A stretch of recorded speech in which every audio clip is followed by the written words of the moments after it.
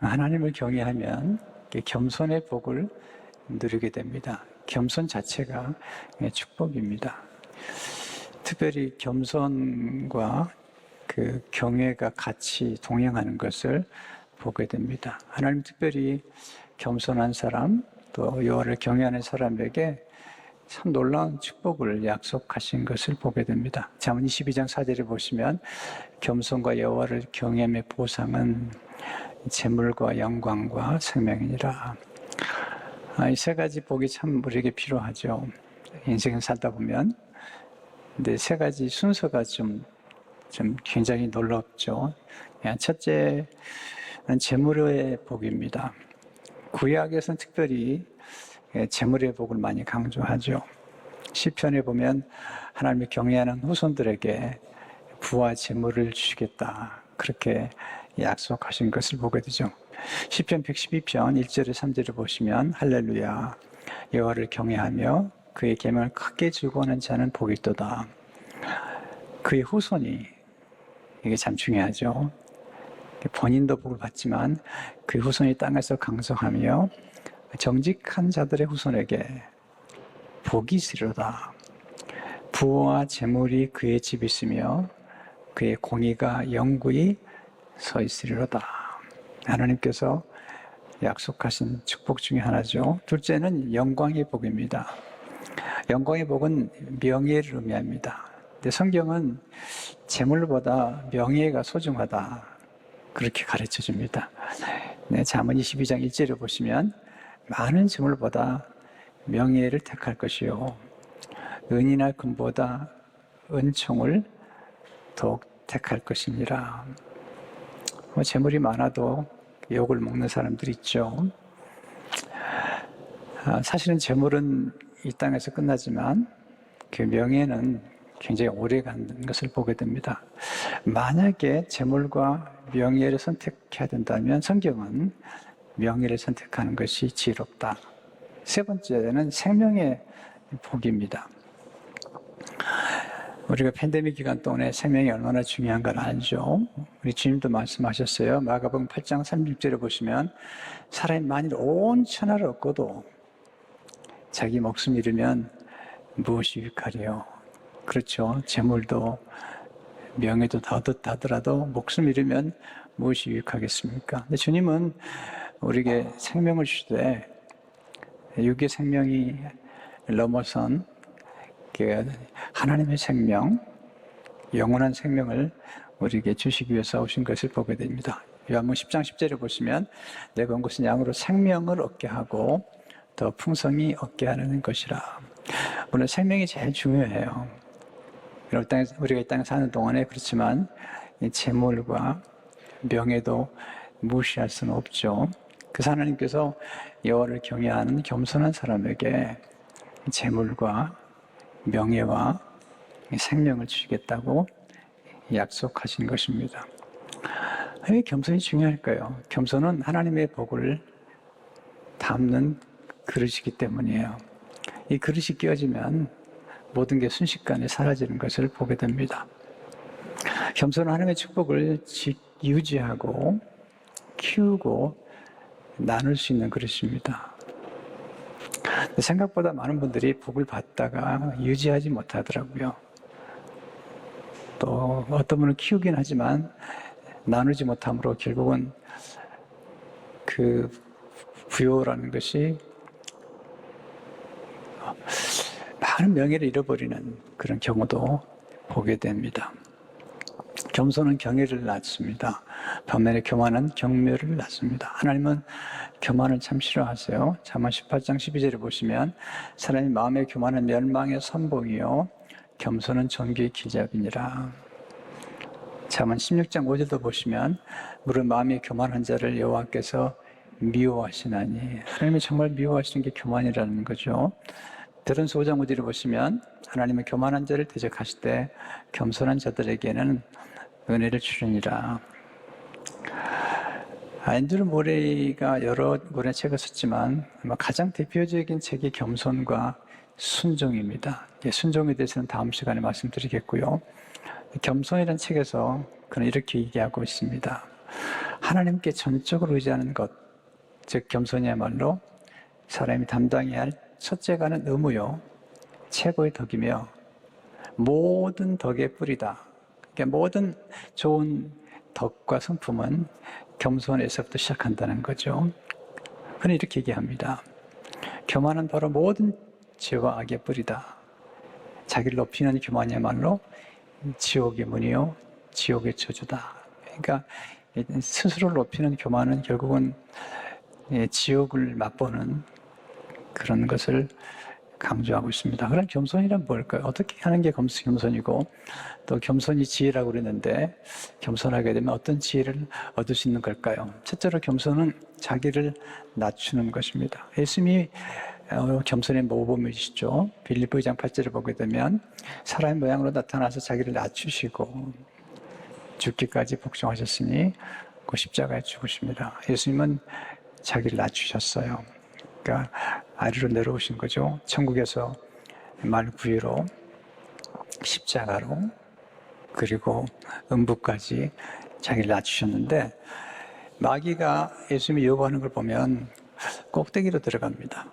그러니까 세상 사람들은 자꾸 그 꼭대기로 올라가라고 그러죠. 네, 하나님은 낮은 데서 낮은 데로 내려와서 낮은 데로부터 시작하려고 그러죠.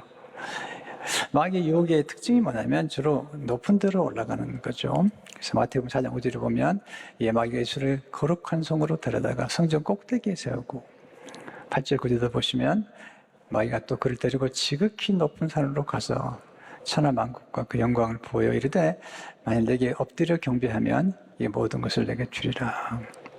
예수님은 마귀의 유혹을 물리치시고 예수님은 낮은 데로 내려가셨습니다. 이게 천국의 원리입니다. 천국을 경험하는 것은 스스로를 낮추는 것. 중요한 것은 사람들이 우리를 겸손하게 만드는 게 아니고요. 겸손은 선택입니다. 내 스스로가 겸손하기로 선택하고 낮은 데로 내려가기로 선택을 하는 것입니다. 그래서 겸손의 덕을 쌓는 것은 굉장히 어렵습니다. 왜냐하면 스스로가 겸손의 길을 선택해야 되기 때문이죠. 위에서 아래로 내려놓는 것, 높지만 아래로 내려오는 그 겸손한 그 마음은 우리 삶 가운데 굉장히 축복과 지혜가 되는 것을 보게 됩니다. 제가 2009년도 같아요. 그때 이제 성비던 교회에서 내려와야 되는 그런 이제 상황에 제가 있었는데요.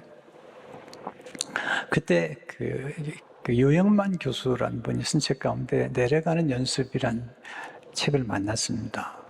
그 책은 내려가는 것이 얼마나 중요한지, 스스로 자신을 낮추는 게 얼마나 중요한지, 말하자면 정상을 정복할 때 에베레스트 산을 정복하다가 죽은 사람보다도 그 산을 정복하고 내려오다가 죽은 사람이 더 많다는 것입니다. 올라가는 것도 중요하지만 내려가는 것도 굉장히 중요하다. 그러면서 비행기에 예를 듭니다. 비행기가 참 좋은 거잖아요. 먼 거리를 짧은 시간에 갈 수 있도록 도와주는 비행기가 중요한데, 그런 비행기가 스스로 내려가면 착륙하는 거지만 남이 만약에 내려가게 만들면 그건 추락하는 것이다. 그러면서 이렇게 기록하고 있습니다. 비행기는 영원히 떠 있을 수 없다. 하늘을 높이 나지만 언젠가는 내려가야 하는 것이 비행기의 운명이다. 운명을 거스를 수는 없다.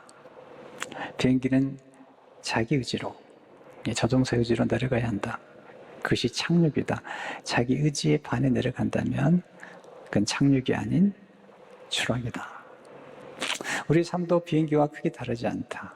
스스로의 의지로 내려가야 살아남을 수 있다. 내려가는 것을 거부하고 끝끝내 버티다가는 비자발적 의지에 내려감을 당할 수 있다. 이른바 추락이다. 지금 빨리 흔쾌히 내려가자. 내려가서 다시 오를 기회를 찾아내자. 참 되게 도움이 됐어요. 그래서 제가 내려오기로 결정을 했고, 그리고 내려왔기 때문에 다시 시작할 수 있는 그런 계기를 마련했습니다. 그래서 스스로가 자신을 낮추는 것, 그리고 스스로가 내려올 줄 아는 것. 네, 그런 이제 훈련이 우리에게 필요한 것이죠. 두 번째 겸손은 하나님을 높이는 것입니다. 자기를 낮출 뿐만 아니라 하나님을 높이는 것. 예수님은 하나님 아버지를 높이고 성령님을 높이시죠. 모든 말과 모든 예수님의 행함이 다 아버지께로부터 왔다고 아버지를 자꾸 인정하시죠.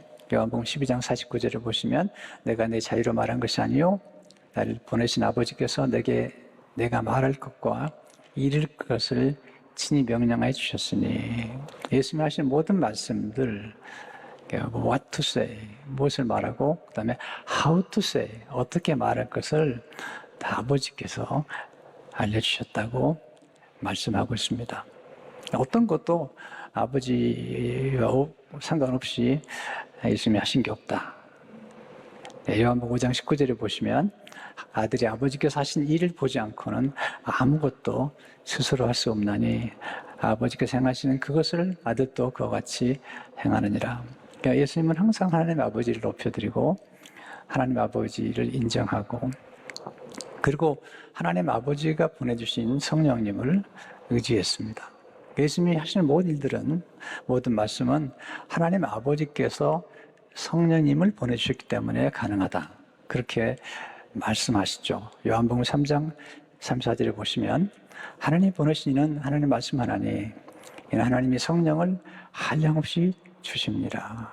성령께서 도와주지 않으면 하나님의 말씀을 증거하기가 어렵습니다. 예수님께서 하나님의 말씀을 전할 때마다 성령님이 함께 하셨고 또 귀신을 쫓아내신 것도 성령이 도와주셨다. 요한복음 12장 18절을 보시면 예수님께서 말씀하시죠. 그런데 하나님의 성령을 힘입어 귀신을 쫓아내는 것이면 하나님의 나라가 이미 너에게 임하였느니라. 성령 충만한 삶을 살았던 사람들, 하나님을 경외하는 사람들의 특징은 뭐냐면 어떤 일을 하든지 간에 하나님을 인정하고 높여드리는 거죠. 요셉이 바로를 만나죠. 바로가 요셉에게 이제 꿈 얘기를 해석하는 걸 좀 듣고 싶어서 창세기 41장 15절에 이렇게 얘기해요. 바로가 요셉에게 너는 꿈을 들으면 능히 푼다 하더라. 그랬더니 요셉의 대답이 참 겸손해요. 16절을 보시면 요셉이 바로에게 대답하려되 내가 아니라 하나님께서 바로에게 편안한 대답을 하시리이다. Not I, but God.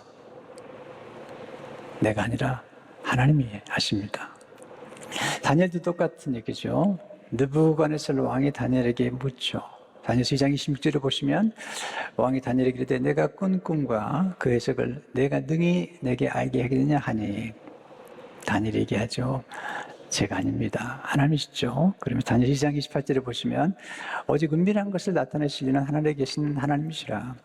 그러니까 느부갓네살 왕에게 후일에 될 일을 알게 하셨나이다. 왕의 꿈, 곧 왕이 침상에서 머릿속으로 받은 환상은 이러하니이다. 하나님이 하시는 겁니다. 하나님이 제게 계시해 주시고 하나님께서 왕의 꿈을 알려주시고 해석하도록 도와주신 것입니다.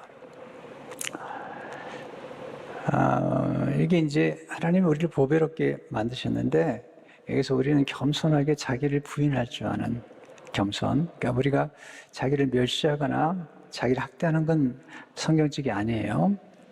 근데 자기를 부인할 줄 아는 겸손, 제가 아니고요. 하나님이 하신 겁니다. 바울은 참 자기 자신을 낮추잖아요. 그러면 고린도서 15장 9절에 보면은 나는 사도 중에 가장 작은 자라. 나는 하나님의 교회를 박해했으므로 사도라 칭함받기를 감당하지 못할지 아니라 나는 가장 작은 자니라. 죄인 중에 기수다. 이렇게 고백하죠.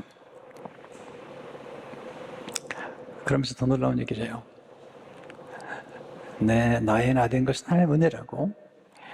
그러면서 15장 10절에서 말하죠. 그러나 내가 나의 된 것은 하나님의 은혜로 된 것이니 내게 주신 그 은혜가 헛되지 아니하여 내가 모든 사도보다 더 많이 수고했으나 내가 한 것이 아니요 오직 나와 함께 하신 하나님의 은혜로다. Not I, but the grace of God. 하나님의 은혜. 내가 아니라 하나님의 은혜입니다. 세 번째, 겸손이 지혜입니다. 교만은 어리석음이고요. 겸손은 지혜를 가져오죠. 잠언 11장 2절을 보시면 교만이 오면 욕도 오거니와 겸손한 자에게는 지혜가 있느니라. 네, 겸손한 사람에게 지혜가 있죠. 잠언 15장 33절도 보시면 여호와를 경외하는 것은 지혜의 훈계라. 겸손은 존귀의 기잡이니라. 제가 성경에 나오는 그 인물들 가운데 겸손한 사람들의 지혜를 제가 연구해 봤고요. 또 제가 만났던 겸손한 분들의 특징, 그분들의 지혜 특징을 4가지로만 설명을 하고 싶어요. 첫째로, 겸손한 하나님을 항상 의지하는 지혜입니다. 겸손한 사람은 자기의 부족함을 압니다. 그래서 하나님이 도움이 필요하다고 늘 얘기해요. 다니엘이 포로로 끌려갔죠. 포로로 끌려간 다니엘이 국무총리가 되죠. 바빌론에서. 그리고 항상 부족함을 느낍니다. 그래서 하루에 3번씩 기도하고 항상 하나님을 섬기고 의지합니다. 놀라운 사실은 다니엘과 함께 일했던 다리오 왕이 다니엘이 항상 하나님을 섬긴다는 사실을 인정해 줍니다. 다니엘 10장 16절을 보시면 왕이 다니엘에게 이르되 내가 항상 섬기는 너희 하나님이 너를 구원하시리라 하니라. 20절에 보면 더 놀라운 표현을 해요. 하나님의 정도 아니라 지금 사자굴에 들어갔거든요. 근데 왕이 얘기하는 거죠. 하나님의 정도 아니라 내가 항상 섬기는 내 하나님이 사자들에게서 내게 너를 구원하시느니라 하니라. 다니엘이 네, 그렇습니다. 내가 항상 섬기고 의지하는 하나님이 천사를 보내셔서 사자들의 입을 막으시고 나를 건져내셨습니다. 그리고 내가 아무런 죄가 없다는 사실을 증명해 주셨습니다. 거기서 역전의 역사가 나타나는 것을 보게 됩니다. 두 번째는 겸손은 잘 배우는 지혜입니다. 겸손한 사람 늘 자기가 부족하다고 생각합니다. 그래서 누구에게나 잘 배웁니다. 만나는 모든 사람들에게 배우고요. 심지어는 어린아이들에게도 배웁니다. 겸손한 사람은 성경을 통해 배웁니다. 하나님의 말씀들을 가까이 하죠. 왜냐하면 성경은 지혜로 가득 찼어요. 성경을 읽어보면 인생이란 무엇이며 인간은 누구이며 어떻게 사는 것이 행복한 것이며 다 나옵니다. 비밀이죠. 재물 얻는 능력도 다 담겨져 있고요. 또한 겸손한 사람들은 책을 가까이 하죠. 왜냐하면 아직도 배울 것이 많다고 생각하기 때문이죠. 세 번째, 겸손은 경청할 줄 아는 지혜입니다. 모든 지혜는 경청에서 나옵니다. 잘 듣는 사람, 지혜롭죠. 예수님이 겸손하시기 때문에 12살 때에 성전에서 선생님들 가운데 앉아서 듣기도 하고 먼저 묻기도 하셨거든요. 누가복음 2장 46절을 보시면 사울의 성전에서 만난 지 그가 선생들 중에 앉으사 그들이 묻기도 하시며 듣기도 하시며 그리고 묻기도 하셨다. 이 두 가지가 경청하는데 아주 중요해요. 그래서 이 경청을 통해서 우리는 지혜를 얻게 되고 열매를 맺게 되죠. 마태복음 13장 23절을 보시면 좋은 땅에 뿌려졌다는 것은 말씀을 듣고 깨닫는 자니 결실하여 어떤 것은 100배, 어떤 것은 60배, 어떤 것은 30배가 되느니라 하시더라. 하나님 겸손한 사람에게 풍성한 복을 예비해 주셨습니다. 하나님 겸손한 사람에게 큰 은혜를 베풀어 주십니다.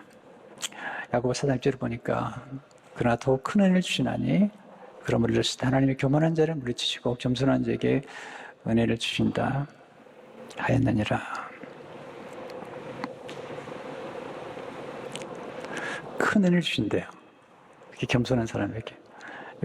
왜 이게 가능하죠? 겸손한 사람은 하나님 베풀어 주신 복을 지키고 누리고 나눌 줄 압니다. 많은 분들이 복을 못 지키더라고요. 또 누리지도 못해요. 근데 가장 아름다운 것은 받은 복을 나눌 줄 아는 것입니다. 복은 흘러가는 거죠. 복은 내게 머물면 안 됩니다. 복을 나눠줄수록 베풀어 줄수록 더 풍성해지는 것이 복입니다. 이게 축복의 통로가 되는 것입니다. 많이 받았으면 많이 요구한다고 주님 말씀하셨어요. 하나님께서 우리에게 복을 주신 가장 중요한 이유는 복을 우리에게 멈추도록 하는 것이 아니라 우리를 통해서 흘러가도록 그렇게 하나님께서 복을 허락해 주신 것을 보게 됩니다. 겸손한 사람은 끝까지 쓰임받는 복을 받아요. 왜? 남을 존중하기 때문에, 공을 나누기 때문에. 어떤 분은 잘 되면 본인이 다 공을 누리려고 그래요. 그러면 안 되죠. 공을 나누고 또 함께 일했던 사람들을 존중히 여기고 인정해주고 그래야지 사람이 곁에 있죠. 혼자 잘난 척 생각하면 사람이 곁에 없습니다. 외롭습니다. 그런데 함께 일했던 사람들을 인정해주고, 바울이 보면 로마서 마지막 장에서 그가 동역했던 인물들을 쭉 기록하잖아요. 다윗도 왕국에서 도움이 됐던 그 용사들을 다 기록하잖아요. 느헤미야가 예루살렘 성벽 재건할 때 섬겼던 사람들을 기록하잖아요. 겸손한 사람은 행복해요. 교만한 사람은 불행합니다. 겸손한 사람이 행복한 줄 아십니까? 감사할 줄 알기 때문에, 그리고 자족할 줄 알기 때문에. 모든 불안과 모든 불만의 뿌리는 교만에 있습니다. 내가 더 잘 돼야 되는데, 내가 더 인정받아야 되는데, 그럼 불행합니다. 내 과분해하고 내가 사는 게 너무 감사한데, 너무 많이 받았는데, 이런 마음, 또 덕분의 마음, 하나님 덕분에, 남편 덕분에, 회사라는 분들은 직원 덕분에, 이렇게 교회 같으면 목사님 덕분에, 우리 부목사님들, 전사님 덕분에, 이런 마음이 참 중요한 것입니다. 그러니까 보세요. 행복한 가정은 보면 천국을 맛보는 게 뭐냐면 서로를 존중하기 때문에. 근데 불행한 가정은요, 서로를 멸시해요. 남편과 아내가 서로를 멸시합니다. 아주 우습게 여기고요, 경멸하고요. 그러니까 지옥을 경험하는 거죠. 이 겸손이라는 덕목은 그냥 하나님이 주신 게 아닙니다. 이 겸손이라는 덕목은 우리의 삶을 풍요롭게 하고 우리 자녀들을 복되게 하고 가정과 공동체를 행복하게 만드는 비밀인 것입니다. 겸손한 사람 하나님의 일을 찬양하죠. 자, 우리가 죄인이라는 자각 때문에 겸손해지기보다는 하나님의 은혜를 더 자각할수록 더 겸손해지는 거예요. 우리가 죄인이라는 자각보다 더 중요한 것은 죄인인 나에게 베푸신 하나님의 은혜를 자각할수록 겸손하게 되는 거죠. 이게 바울의 고백이죠. 디모데전서 1장 14절 15절을 보게 되면 우리 주의 은혜가 그리스도 예수 안에 있는 믿음과 사랑과 함께 넘치도록 풍성하였도다. 미쁘다 모든 사람이 받을 만한 이 말이야. 그리스도 예수께서 죄인을 구원하시려고 세상에 임하셨다 했도다. 내가 죄인 중에 내가 개순이라. 먼저 은혜를 강조하죠. 그리고 그 은혜에서 깨달은 게 죄인 중에 내가 개수라고 고백하죠. 네, 결론 부분에서 앤드류 모레의 말을 인용하고 싶어요. 우리를 가장 겸손하게 만드는 것은 죄가 아니라 하나님의 은혜라는 사실이 분명하게 가르쳐지지 않았습니다. 우리가 죄악된 상태를 벗어나 창조주요 구속주이신 하나님의 그 놀라운 영광이 참여한 바 되었다는 사실을 깨달을 때 비로소 우리가 하나님 앞에서 가장 낮은 자리에 취하게 되는 것입니다. 그래서 우리는 하나님의 은혜를 자꾸 깨달아야 돼요. 제가 강단에서 늘 복음을 얘기하잖아요. 하나님이 하신 일을 증거하고 예수 그리스도를 증거하는 이유가 뭐냐면 우리가 하나님의 은혜를 많이 깨달을수록 우리는 겸손할 수밖에 없죠. 겸손은 자기를 스스로 낮추는 것입니다. 겸손은 하나님을 높이는 것입니다. 겸손은 놀라운 지혜를 주는 것입니다. 하나님을 항상 의지하게 만듭니다. 늘 배우게 만듭니다. 경청하게 만듭니다. 고난마저도 하나님의 뜻으로 알고 수용할 때 하나님 합력해 선을 이루시는 것들을 경험하게 됩니다. 이 겸손의 덕을 쌓음으로 하나님의 놀라운 축복이 성도들의 가정에 풍성하시길 축원합니다.